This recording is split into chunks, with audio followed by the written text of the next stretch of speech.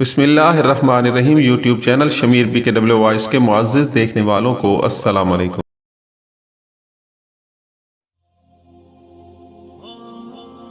میں اسے معمولی سا کیس سمجھا تھا، لیکن بات کا بتنگڑ بن گیا۔ وہ سرحد کے اس طرف کا ایک قصبہ تھا جو دوسری جنگ عظیم کے دوران اچھا خاصا شہر بن گیا تھا۔ تقریباً 1/4 آبادی مسلمانوں کی تھی۔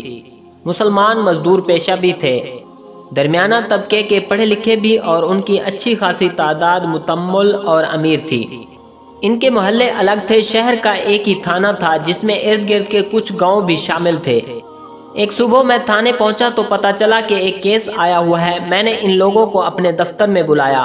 ان میں ایک نوجوان لڑکا تھا جس کی عمر 16-17 سال تھی۔ اگر یہ نوجوان برقعے میں ہوتا تو کسی کو شک نہ ہوتا کہ یہ لڑکا ہے۔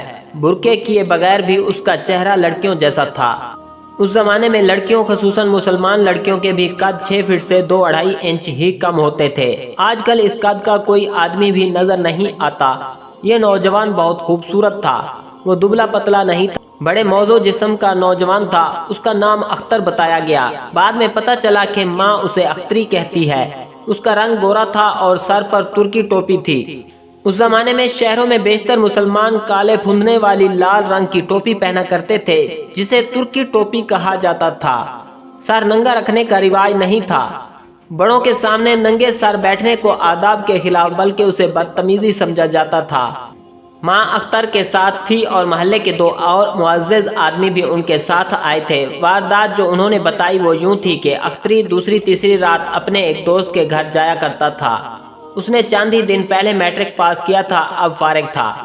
وہ گزشتہ رات 9 بجے کے لگ بھگ اپنے دوست کے گھر سے آ رہا تھا۔ ایک گلی میں ایک پرانا اور غیر آباد مکان تھا۔ یہ کھنڈر بنتا جا رہا تھا۔ اختر اس مکان کے سامنے سے گزر آیا تو پیچھے سے اسے سر پر کسی نے لاٹھی ماری یا موٹا ڈنڈا۔ اختر چکرا گیا۔ اس کی آنکھوں کے آگے تارے ناچنے لگے۔ اختر کا دماغ سن ہو گیا۔ اتنا بھی نہ سوچ سکا کہ پیچھے مڑ کر دیکھتا کہ اسے ڈنڈا مارنے والا کون ہے۔ سر کے پچھلے حصے پر ضرب پڑے تو آدمی بے ہوش ہو جاتا ہے۔ اختر کو یہاں تک یاد تھا کہ اسے کسی نے وزنی لاٹھی یا ڈنڈا مارا تھا اور اس کے فوراً بعد اس کی پیٹھ کے بالائی حصے پر 2 ضربیں اور پڑی تھیں۔ پھر اسے ہوش نہ رہا۔ ہوش ٹھکانے آئے تو اسے چارپائی پر ڈال کر ہسپتال لے جا رہے تھے۔ اسے حملہ آور کے متعلق کچھ بھی معلوم نہ تھا۔ اس کی جیب میں کوئی رقم نہیں تھی، گھڑی نہیں تھی، سونے کی انگوٹھی نہیں تھی۔ اس کے پاس کوئی ایسی چیز قیمتی نہیں تھی جو لوٹنے کے لیے اس پر حملہ کیا گیا ہو۔ یعنی یہ رہزنی کی واردات نہیں تھی۔ وہ قصبہ تھا اور موسم سردیوں کا تھا۔ رات 9 بجے تک لوگ سو جایا کرتے تھے اور گلیاں سنسان ہو جایا کرتی تھیں۔ لڑکے کی عمر اور خوبصورتی دیکھ کر میرے ذہن میں کچھ شکوک آئے۔ آپ نے آج کل اخباروں میں ایسی خبریں پڑھی ہوں گی کہ ایک لڑکے نے ایک دوست کو چھوڑ کر کسی اور کے ساتھ دوستی کر لی تو پہلے دوست نے لڑکے کو چاقو گھونپ دیا۔ میں نے یہ بھی محسوس کر لیا کہ یہ کیس درج رجسٹر کرنے والا نہیں۔ اگر لڑکے کو کوئی قتل کرنا چاہتا تو تیز دھار آلہ استعمال کر سکتا تھا، لیکن میں ان لوگوں کو ٹالنا نہیں چاہتا تھا۔ میں شاید انہیں کچھ سمجھا بجھا کر رخصت کر دیتا، لیکن یہاں معاملہ ماں کا تھا اور یہ بڑا جذباتی معاملہ تھا۔ مجھے بتایا گیا کہ اختر ماں کا اکلوتا بیٹا ہے اور اس کا باپ 3-3.5 سال پہلے فوت ہو چکا تھا۔ ماں کا سہارا یہی ایک لڑکا تھا جسے دیکھ کر ماں زندہ تھی۔ اختر کا باپ ضلعی شہر میں ڈپٹی کمشنر کے دفتر میں کسی بڑی اچھی پوسٹ پر تھا۔ اس کا گزارا صرف تنخواہ پر نہیں تھا۔ اس کی بہت بڑی حویلی کے علاوہ قصبے میں 2 اور مکان تھے جو کرائے پر دیے ہوئے تھے، اور قصبے کے ساتھ زیر کاشت اراضی خاصی تھی۔ اس لحاظ سے یہ کنبہ امیر تھا۔ اختر کی ماں کی خوبصورتی بھی دیکھنے سے تعلق رکھتی تھی۔ چہرے سے وہ 30 سال سے کم لگتی تھی، لیکن 40 سے اوپر کی تھی۔ جسم کی ساخت اور چال میں جوانی کے پہلے دور والی کشش ابھی موجود تھی۔ وہ روتی اور مجھے کہتی تھی کہ آج اس کے بیٹے پر جو حملہ ہوا ہے یہ کل پرسوں قاتلانہ حملہ بھی بن سکتا ہے۔ میرا بچہ قتل بھی ہو سکتا ہے۔ میں نے اسے تسلی دی اور کہا کہ میں تفتیش میں کوتاہی نہیں کروں گا، مجھے صرف یہ بتا دیں کہ دشمنی کس کے ساتھ ہے۔ ماں نے کہا کہ وہ دشمن بنانے والی عورت نہیں، اور میرے اختری کا باپ صرف دوست بنانا جانتا تھا۔ اس نے کہا۔ اس کے ساتھ آئے ہوئے دونوں آدمیوں نے اس کی تائید کی۔ مجھے ہندوؤں پر بھی شک تھا۔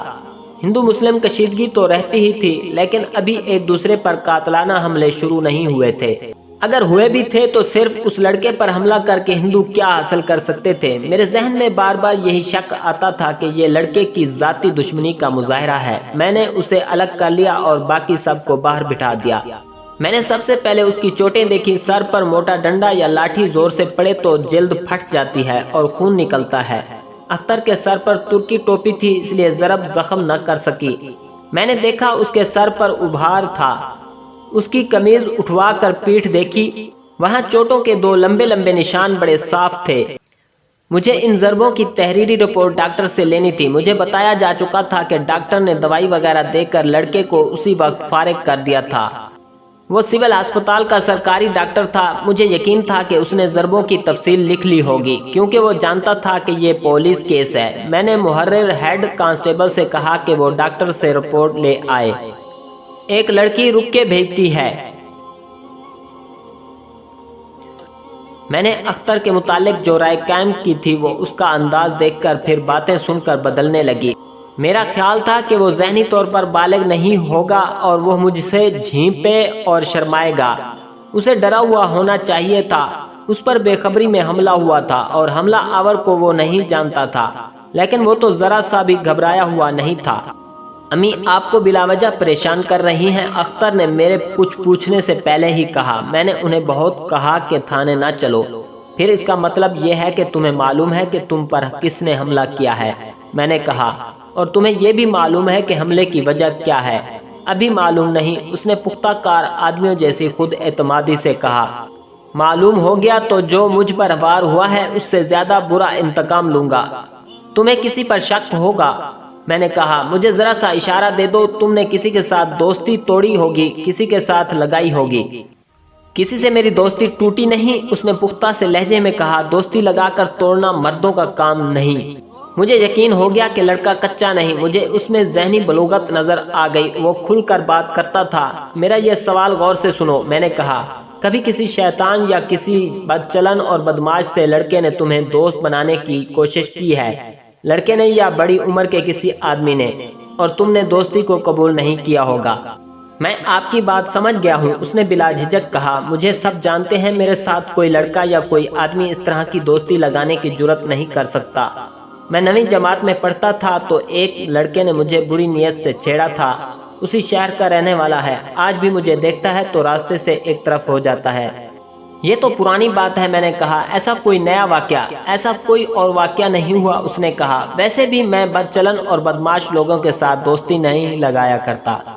ये तो पुरानी बात है, मैंने कहा। ऐसा कोई नया वाकया, ऐसा कोई और वाकया नहीं हुआ, उसने कहा। वैसे भी मैं बदचलन और बदमाश लोगों के साथ दोस्ती नहीं लगाया करता। वजह यह है जी, मैंने अपने वालिद साहब के नेक और बाइज्जत नाम को जिंदा रखना है। हर कोई उनकी इज्जत करता था। मुझे अपनी अम्मी का बहुत ख्याल रहता है। मैं कहता हूँ कि कोई मेरी अम्मी से ये ना कह सके कि तुम्हारा बेटा बदचलन लड़कों का दोस्त है। इससे ये जाहिर होता है कि तुम शरीफ लड़के हो, मैंने कहा। मालूम नहीं शरीफ से आपका मतलब क्या है, उसने कहा। मैं उस किस्म का शरीफ लड़का नहीं हूँ कि कोई मुझे ललकारे तो मैं कान लपेट कर चुप रहूं। मैं किसी का रोब बर्दाश्त नहीं किया करता। मैंने जब देखा कि इस लड़के में अपनी उम्र से कुछ ज्यादा पुख्तगी है तो मैंने उसके साथ साफ बात की। देखो अख्तर, मैंने कहा, तुम बुरे लड़के हो, अच्छे लड़के हो, इसके साथ मेरा कोई ताल्लुक नहीं। मैं उस आदमी का सुराग लगाने की कोशिश कर रहा हूँ जिसने तुम पर हमला किया है। तुम बड़े खूबसूरत लड़के हो और नौ उम्र हो। बाज आदमियों की नीयत बड़ी बुरी होती है। मैं आपका मतलब पहले ही समझ चुका हूँ, उसने कहा, और मैं आपका ये शक रफा भी कर चुका हूँ। फिर किसी लड़की के साथ तुम्हारा दोस्ताना होगा, मैंने कहा। उसके किसी भाई ने तुम पर वार किया होगा। अगर कोई लड़की रात के 9 बजे किसी आदमी पर लाठी या डंडे से हमला कर सकती है तो मैं 3 लड़कियों के नाम बता सकता हूँ, उसने कहा। लेकिन मैं ये नहीं मानूंगा। 2 लड़कियां पर्दादार घरों की हैं और एक हिंदू लड़की है।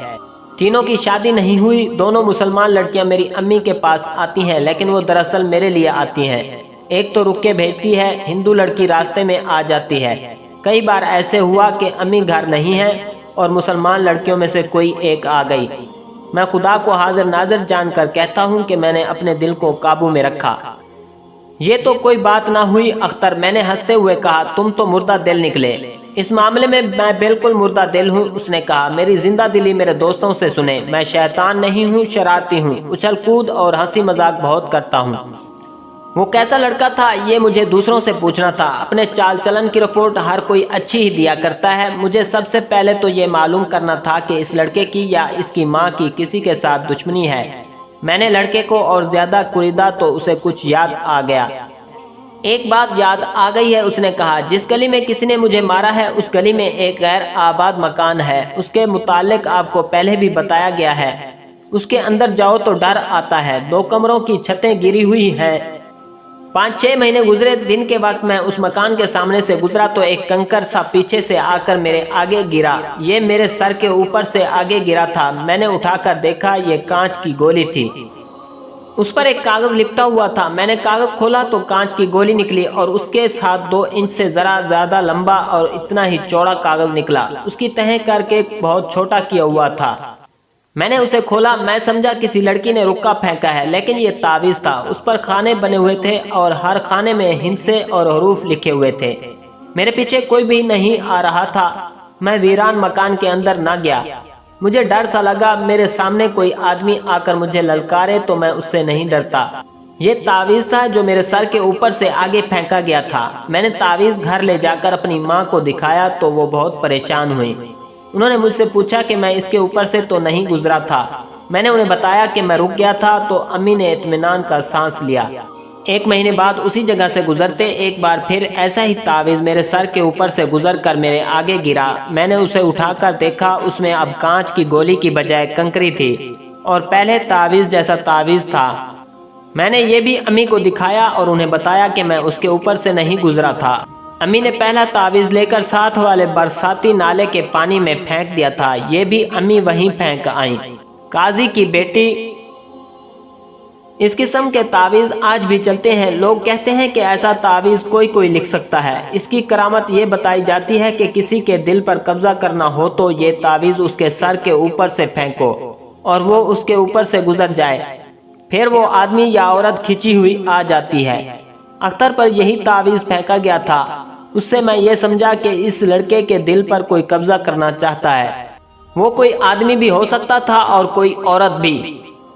ये मैं आपको बता दूं कि ऐसे तावीज़ों का कोई असर नहीं होता था। अख्तर पर हमला भी उसी जगह हुआ था। मैंने मुनासिब समझा कि अख्तर की माँ से ये बात पूछूं।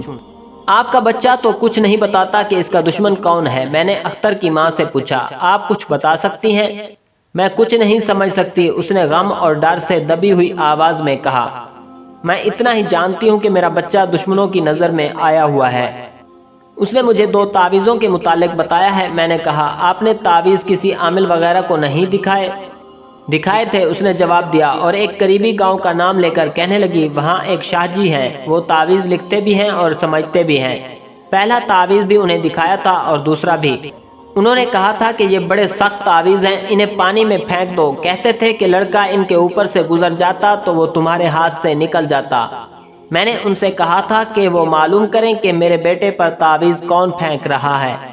उन्होंने कहा था कि वो ऐसी बातें नहीं बताया करते क्योंकि लड़ाई झगड़ा हो जाता है। उन्होंने अपने 2 तावीज़ दिए थे। कहते थे कि इसके बाजू या गले में डाल देना, फिर ये शैतानी और उल्टे असर से महफूज हो जाएगा। मैंने काले बकरे का सदका भी दिया था। उस खूबसूरत औरत को देखा, वो अपने इकलौते बेटे के मुतालिक बहुत जज्बाती और परेशान थी। मैंने उससे पूछताछ शुरू कर दी, वो भी मुझे कुछ न बता सकी। मैंने पूछा कि लड़के का रिश्ता कहीं तय हो गया है। ये मैंने इसलिए पूछा था कि रिश्ते के सिलसिले में किसी के साथ दुश्मनी पैदा हो गई होगी। अभी तो ये बच्चा है, उसने कहा, इतनी जल्दी इसकी शादी नहीं करूंगी। रिश्तों के पैगाम आते रहते हैं, मैंने अभी तक किसी को पसंद नहीं किया।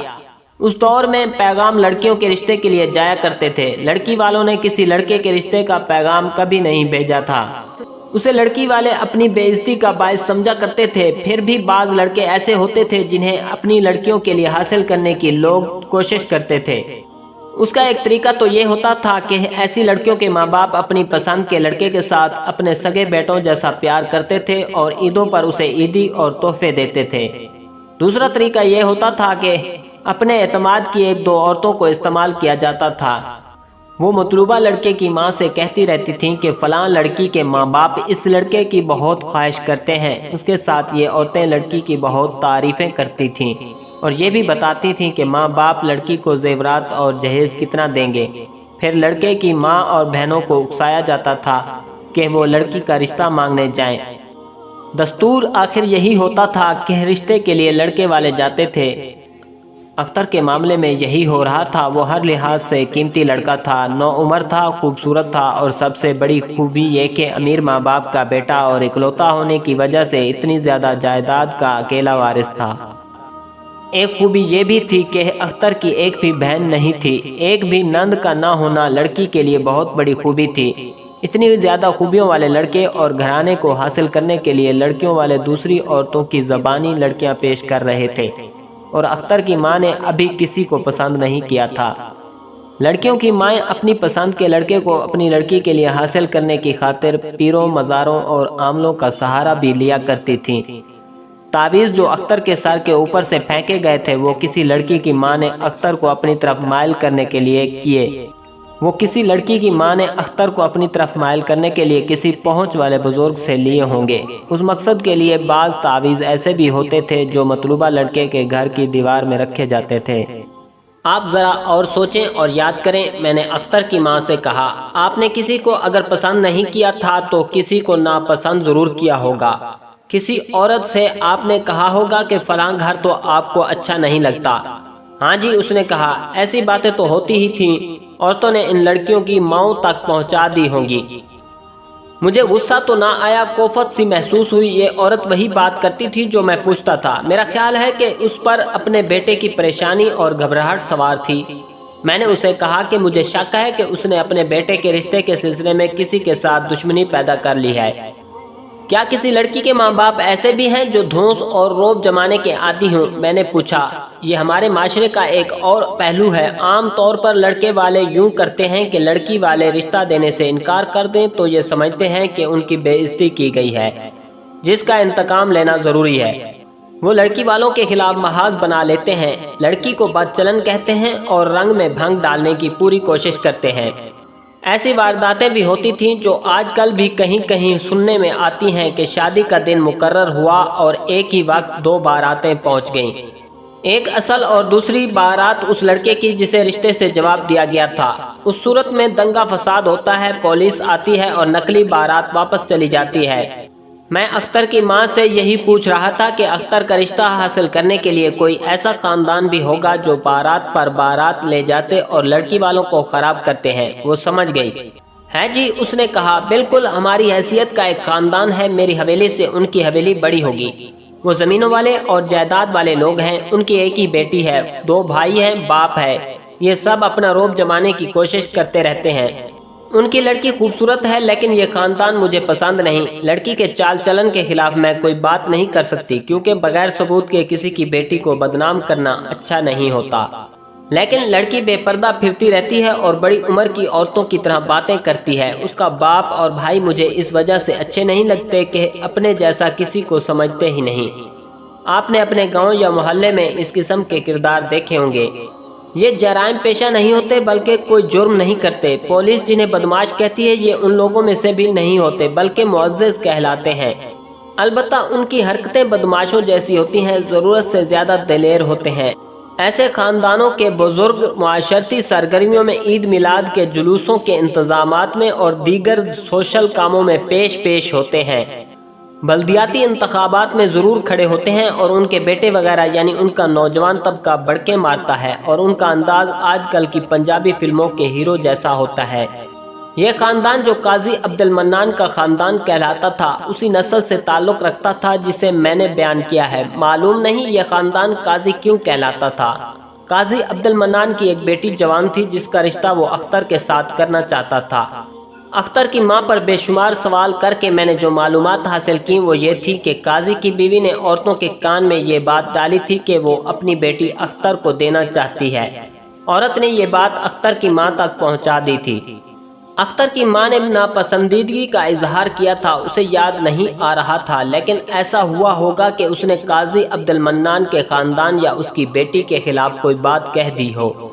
मुझे उनका एक पैगाम मिला। अख्तर की माँ ने मुझे बताया, लड़की की माँ ने कहा कि वो अख्तर का रिश्ता कभी नहीं छोड़ेगी। बेहतर है अख्तर की माँ किसी और तरफ ना देखे और हमसे बेटी मांगने आ जाए। मैंने परवाह ना की, ये तो ज़बरदस्ती वाली बात थी। میں نے کہا کہ میں سوچ کر جواب دوں گی۔ لڑکی کی ماں نے عورتوں سے کہا، اختر کی ماں نے کچھ اور سوچا ہوا ہے تو ہم اسے خراب کریں گے۔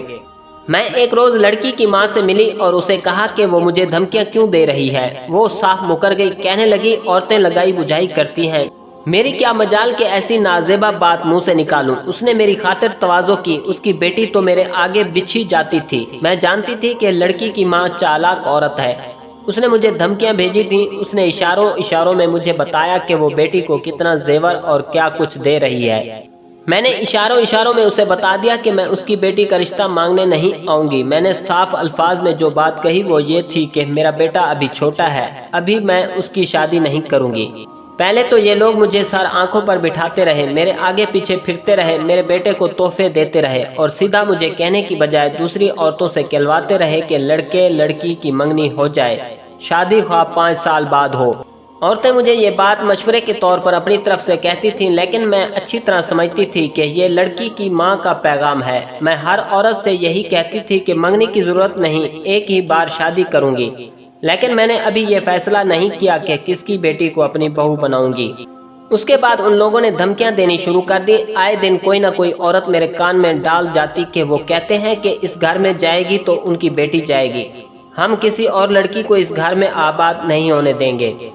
قاضی عبد المنان اور اس کا بڑا بھائی اختر کے ساتھ بہت پیار کرتے تھے، اسے گھر لے جاتے تھے۔ لڑکی کی ماں تو میرے بیٹے کو اپنا بیٹا سمجھتی تھی۔ میں نے اختر کو بتا دیا کہ قاضی اسے اپنی بیٹی دینا چاہتا ہے اور میں قبول نہیں کر رہی۔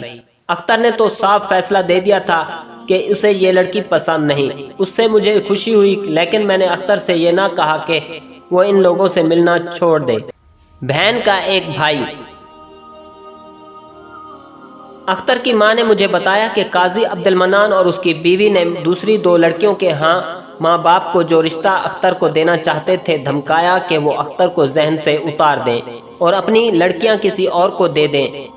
یہ دونوں خاندان شریف تھے۔ وہ چپ ہو گئے۔ پھر قاضی عبد المنان اور اس کی بیوی اختر کی ماں پر سوار ہو گئے۔ وہ براہ راست کوئی بات اختر کی ماں سے نہیں کرتے تھے، دوسروں سے عام طور پر عورتوں سے کہتے تھے اور عورتیں یہ باتیں اختر کی ماں تک پہنچا دیتی تھیں۔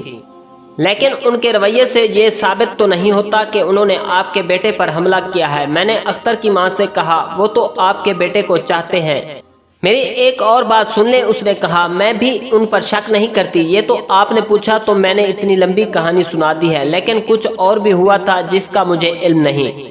اب بات کرتے کرتے یہ بھی یاد آ گئی ہے۔ 5-6 دن گزرے، قاضی عبد المنان میرے ہاں آیا اور کہنے لگا کہ اپنے بیٹے کو سنبھال کر رکھو، منہ پھٹ ہو گیا ہے۔ میں نے اس سے پوچھا کہ میرے بیٹے نے کیا کیا ہے، تو اس نے کہا کہ ابھی نادان ہے، اسے ابھی اچھے برے کا پتہ نہیں، میں اسے اپنا بچہ سمجھتا ہوں، تم اسے سمجھا دینا، میرے بیٹے جوان ہیں، کہیں ایسا نہ ہو کہ وہ مار کٹائی پر اتر آئیں۔